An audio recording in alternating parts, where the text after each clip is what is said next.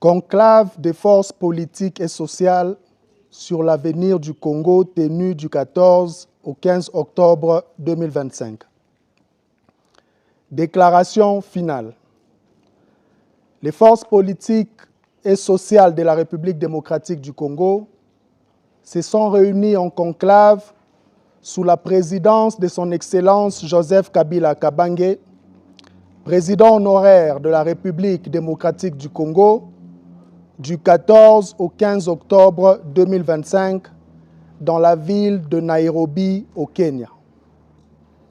Elles ont procédé à l'analyse minutieuse de la situation générale du pays et évalué la nécessité de se rassembler pour conjuguer leurs efforts dans le cadre de la résolution de la crise multiforme qui secoue la République démocratique du Congo.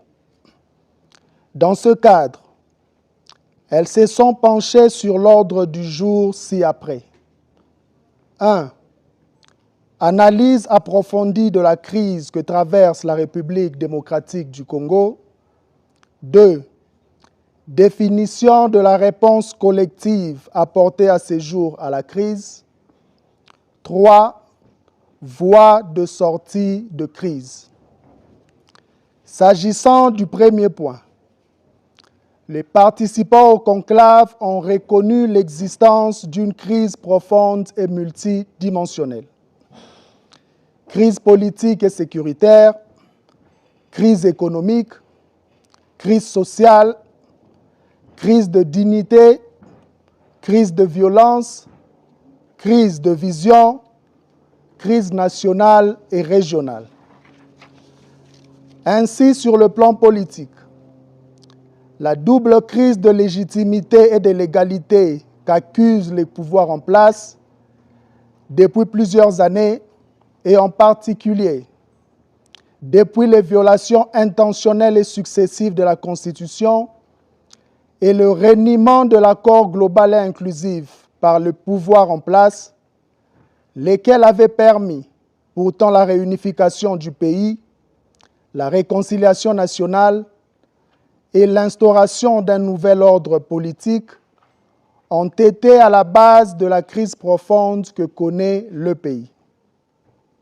Cette crise s'est aggravée par la guerre et la violence qui sévissent dans la partie est et ouest du pays, et plus particulièrement aussi avec la forfaiture électorale de 2023 qui a donné lieu à un rétrécissement de l'espace politique, à une marche rétrograde quant aux acquis démocratiques, ainsi qu'à la désarticulation des équilibres institutionnels et sécuritaires chèrement obtenus. En outre, la volonté du pouvoir d'engager la révision de la Constitution dans un tel contexte fragilise davantage la cohésion nationale, déjà mise à mal par l'absence d'une culture de dialogue et la prolifération d'antivaleurs telles que le tribalisme et l'antagonisme communautaire.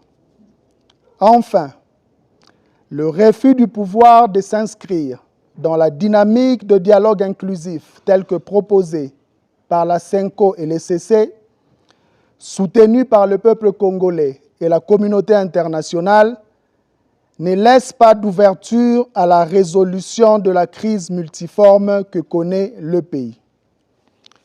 Sur le plan économique, la gouvernance publique enregistre des contre-performances qui éloignent le pays de toute perspective de progrès et de développement.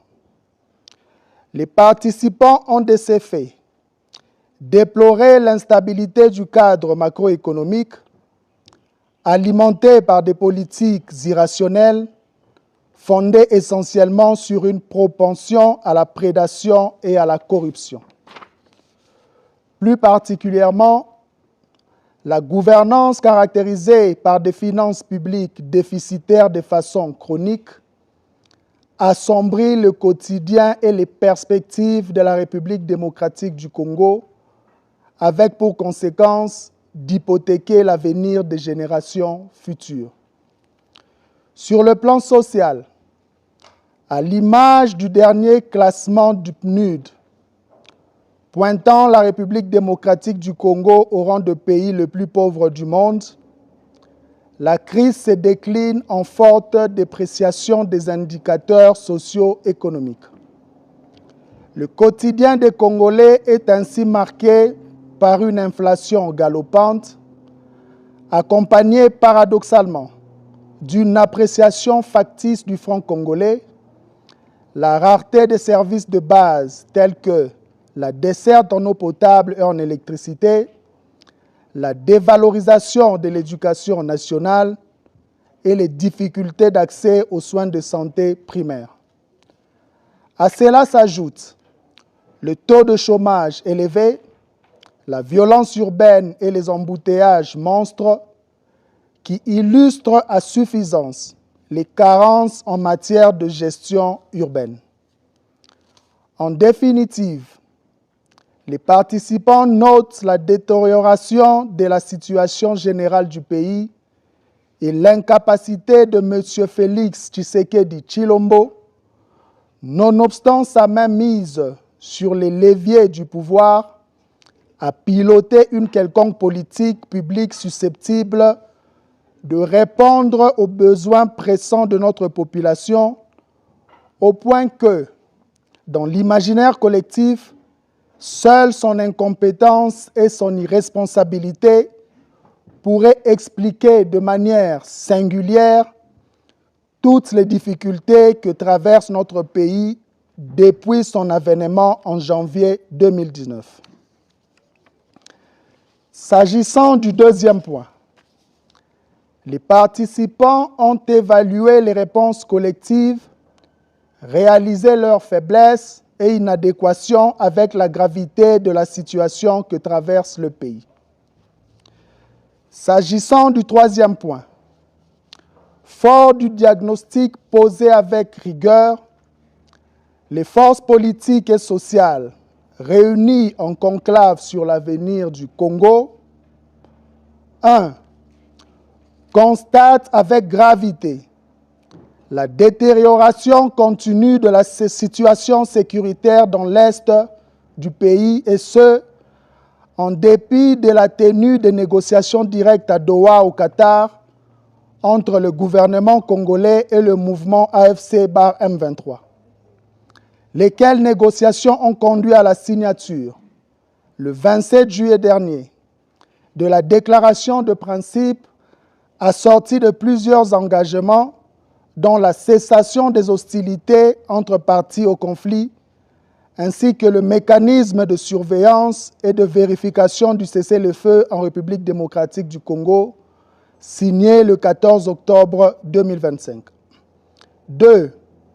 Dénonce avec fermeté la dégradation de la situation sécuritaire dans les provinces de l'Ituri et du Nord Kivu, sous administration militaire dans le cadre de l'état de siège.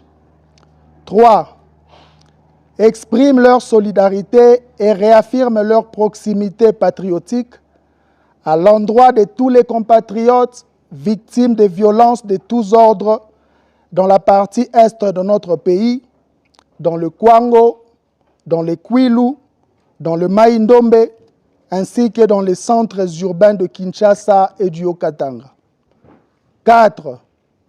Réitèrent leurs préoccupations quant au contexte politique du pays, marqué notamment par la réinstauration de la dictature, par l'union sacrée convertie en parti unique, le rétrécissement de l'espace démocratique, l'instrumentalisation à outrance de la justice à des fins de règlement des comptes politiques, la confiscation de moyens de l'État à des fins de propagande et de pérennisation d'un pouvoir illégitime, fondamentalement dressé contre le peuple. 5.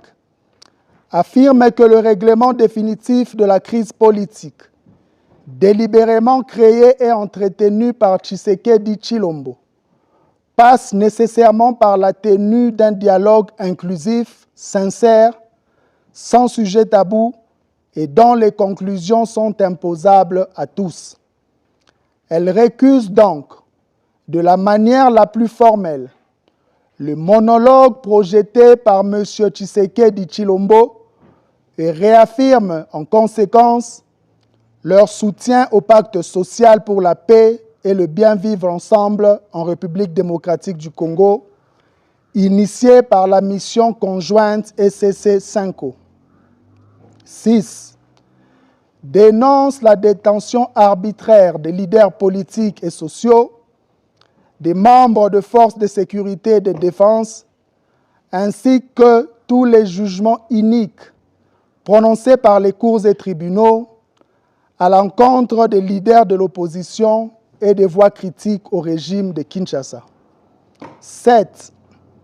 Dénonce le détournement des deniers publics et le pillage des ressources naturelles du pays par le régime en place. 8. Décide de se rassembler dans un cadre dénommé Mouvement Sauvant la République démocratique du Congo, en abrégé Sauvant la RDC. Tobikisa ekolo, tuokowe taifa, tupandishai jitunga, beto mvulusa insi.